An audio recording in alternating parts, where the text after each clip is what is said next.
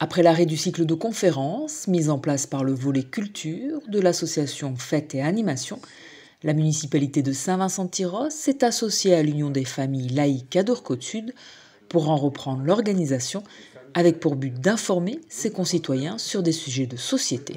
Les thèmes, c'est vrai, abordés seront essentiellement les sujets sociétaux et sujets d'actualité. C'est vraiment la volonté de donner les clés sur des sujets très importants. Il faut le rappeler, il faut être au contact des personnes et informer le maximum, toujours. Pour la première conférence de l'année, la municipalité et l'UFAL ont choisi de se pencher sur la lutte contre les dérives sectaires et les risques d'emprise mentale. Il s'est agi d'une proposition que nous avons présentée à l'équipe municipale, à monsieur le maire, qui donc a accepté, et parce que je crois qu'il s'agissait finalement d'une opportunité par rapport à l'actualité locale et par rapport à l'attention que portait l'équipe municipale sur ces problèmes sociétaux. Des problèmes traités par deux experts en la matière qui ont exposé à leur auditoire les nouvelles formes que prennent aujourd'hui les sectes et les gourous.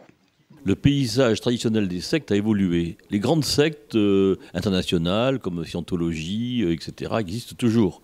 À côté de ça, il y a des micro-manipulateurs qui sont installés dans tous nos villages, au sein des départements, des territoires, et qui vont préconiser des soins totalement dérapants. On dit que ce sont des dérapeutes d'ailleurs. Cette personne met sous emprise mentale, met sous suggestion psychologique le patient qui ne peut plus résister finalement à la sollicitation qui est la sienne. Voilà. Donc c'est pour ça qu'il y a une dérive sectaire, il y a une évolution depuis 20 ans du paysage sectaire en France. Depuis le Covid, ces nouveaux gourous du bien-être se sont multipliés, notamment grâce aux réseaux sociaux, et peuvent toucher n'importe qui en situation de fragilité. Il faut qu'il y ait un substrat psychique, on va dire, favorable à la réception d'éléments qui n'ont pas apporté la preuve scientifique de l'opérationnalité de la proposition thérapeutique qui est faite.